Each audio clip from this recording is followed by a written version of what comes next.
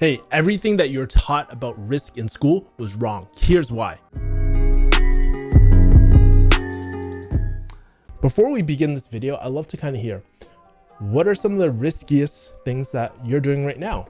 Are you guys taking any risks? Are you guys more risk averse?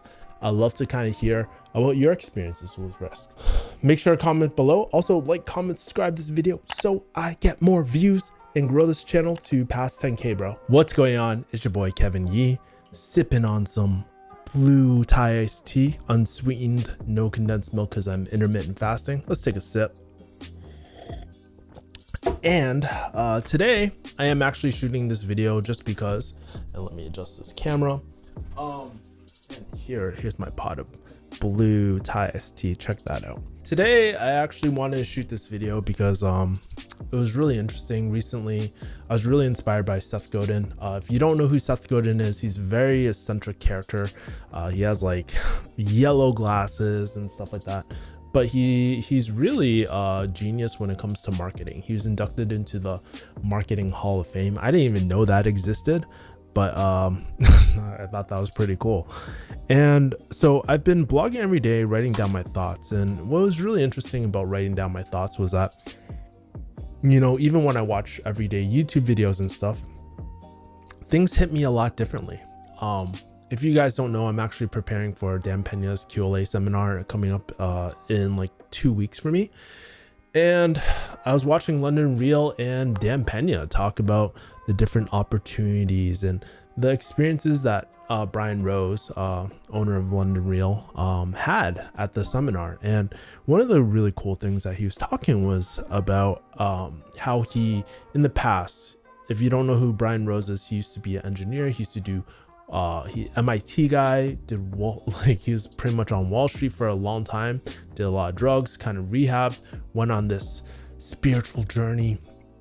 And in the past, he would actually try to mitigate his risk as much as possible, right? But the biggest change for someone like Brian Rose was that he started engineering risk into his projects, his businesses, everything that he did. And I was like, that's really, really interesting. Here we have a really educated guy, and he's engineering more risk. And it made me think, like, dude, what if risk was a good thing? What if we could, how do people use risk to our benefit, right?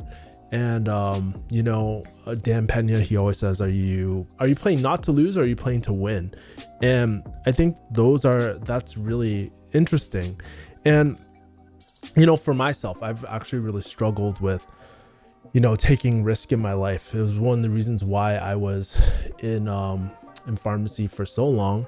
It's why I had approach anxiety, or still sometimes have approach anxiety with certain people. And sometimes I'm just scared of doing new things. I mean, for a long time, if you watch this channel, I was struggling doing Muay Thai and yoga, which I'm still keeping up to this day. Big props. But yeah, man, I just been always struggling with risk and thinking about, oh, what if this can go wrong? Like, that's just my mindset. And I was like, how did I grow up this way? And I remember, like, my parents would say, oh, what you're doing is too risky. Starting a business is risky. Investing in the market is risky, right?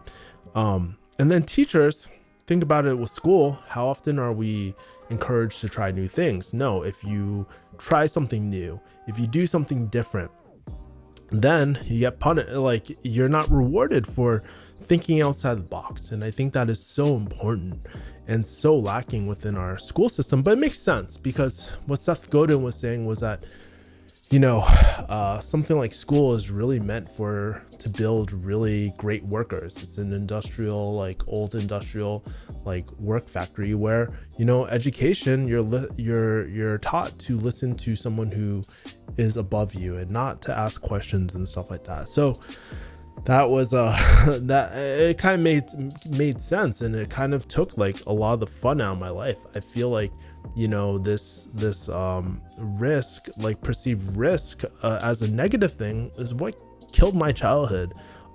It kept me like from, you know, exploring, playing around and stuff, you know. And like I said, you know, when I heard London Real say, oh, I engineer more risk. I was like, why? You know, like I've heard it so many times. Why are you doing this?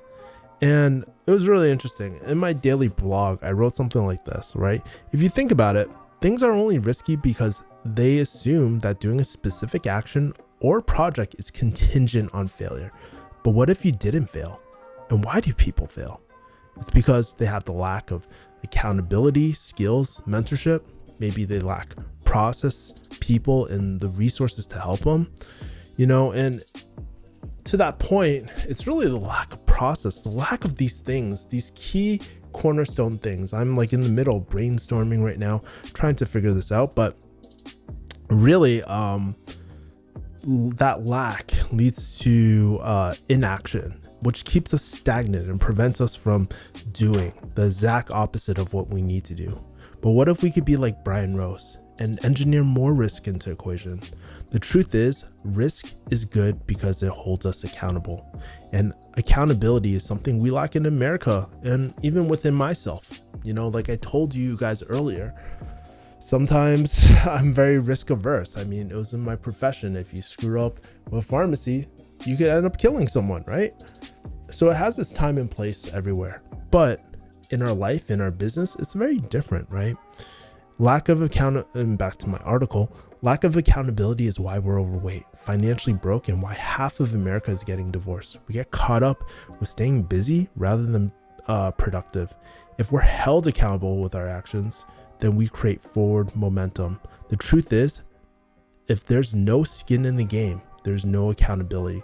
If there's no accountability or consequence, there is no action.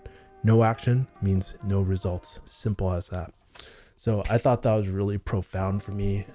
Really got my mind working in different ways. And, you know, I'm really excited for Dan Peña's because I'm looking for a mindset change, a huge mindset change in everything, right? And I think about some of the successes I had in my life, right? Why do we take college so seriously? Oh, because we invest a lot of tuition there, right? So that's why I took that seriously, and I eventually became a pharmacist, right? Why did I make it into closing? Well, because I gave up my previous life as a pharmacist to really focus on digital marketing and sales and this new digital entrepreneurship, you know, and I was really risking a lot, not my life or anything like that, but all of that. Why do I take Muay Thai, Jiu-Jitsu, and all that seriously? Because I pay for it. And it blows my mind. Sometimes people just want a free lunch. And I think if there's one thing in life you gotta realize, there's no such thing as a free lunch. Just because I've gotten a lot of things for free. I've seen a lot of things given, like I've gotten a lot of free content from people, but I never implemented it because I had no skin in the game. Even when I was working pharmacy, you see people take advantage of their, you know, Medicaid, their free insurance from the government, and they don't value that gift from like how everybody else is helping them afford their medications and stuff. The truth is, human beings, we're very selfish people, man. Well, not selfish, we're human beings. We take things for granted. It's just natural. When you're around something all the time, you take it for granted, right? And I think that's the key for things like gratitude and all that as well. But to circle back to the point, I went on a major tangent alert. What we were taught in school about risk was wrong. And I think looking back at my life, the times that I actually invested into myself, where I put skin in the game, those are the times I saw a quantum leap advantage in my life. So I just thought it was really interesting. I'm going to be thinking a little bit about this more and trying to see how can I engineer more risk into my everyday tasks. All right, this is Kevin Yee. I am out. Thank you for subscribing. If you like this video, like, comment, subscribe. Also, let me know, do you agree with this? Or how are you going to engineer?